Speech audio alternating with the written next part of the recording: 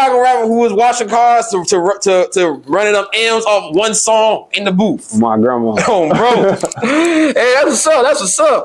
Yeah. Hey, so you came a long way then. Hell yeah, man. Bro. I got a real story. Hey. Real story. So, did you blow up around the time you was washing cars? No, hell no.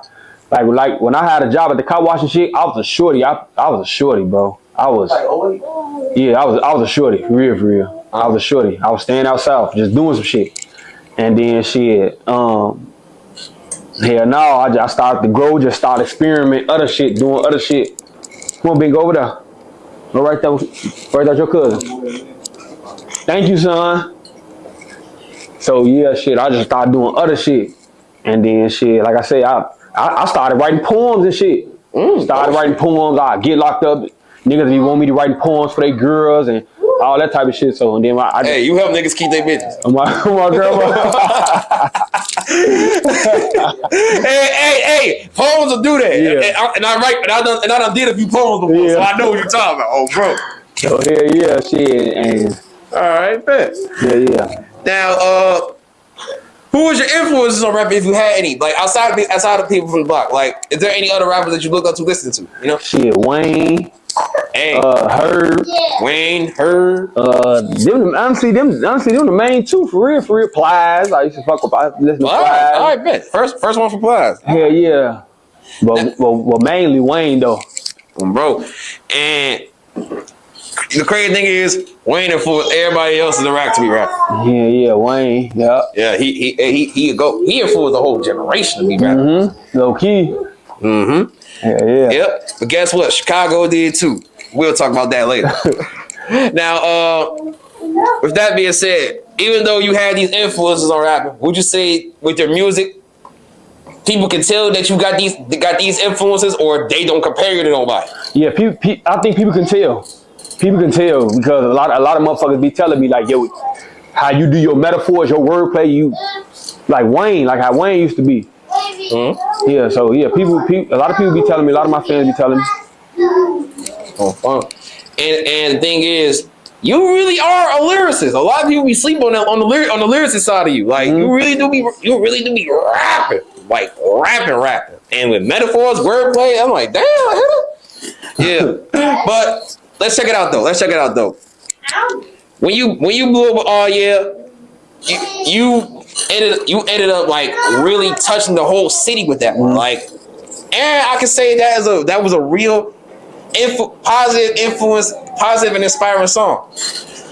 And I can say the rest of your songs get the same vibe. But tell me this: how did life change overall after you dropped that?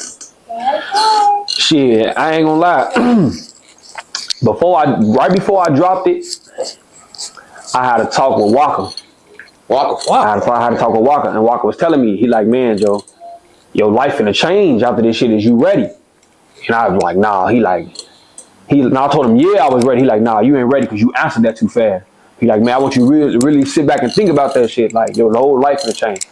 So once that shit started to blow, like, I went from a motherfucker not knowing who I was to being this type of person. So that shit, that I already was a certain type of person that had like a little low self-esteem. So once I got there, I was still kind of confused a little bit because I'm like, damn, I went from this to this. I ain't expect for it to go not that fast, bro. I ain't expect for that shit to blow that quick. So, and when you did, guess who you touched the most? The shorties, the kids. And I'm telling you this because I was. Wait, how old was I? I was like 15 when you dropped that, and the whole school was going crazy when I was hearing that shit. But yeah, I was young. I was the age when you dropped it. You really touched the youth with that. I think that's part of the reason why everybody liked it. And as far as you, in every video you do, you got great energy, and you even came out with your own dance. Like, is that always something that you were doing? No, I ain't gonna lie. See. The dance really started, like, the whole kick shit, like, my grandma, when I was a shorty, my grandma put me in, like, tap dancing classes and, like, different, like, tap dancing, hip-hop, like, certain little dance classes. But as I got older, I ain't think the shit would grow with me. So shit, I just be doing some shit, just dancing, just in my own little world. And the fans spotted it, like, man, you doing some shit with your feet. Like, what is that? So once I paid attention to it, I'm like, I ain't gonna lie, that shit valid. And you ran with it. I ran with it, though. Oh, bro, you ran with it. Yeah, sure. And you wanna know what I love about that dance? You also got other people to do it too. You wanna know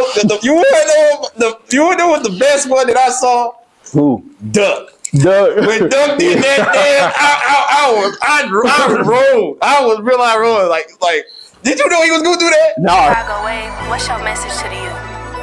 There's a million things I could say to them, but if there's one thing that they need to know that I feel like they should know, I'm here for them.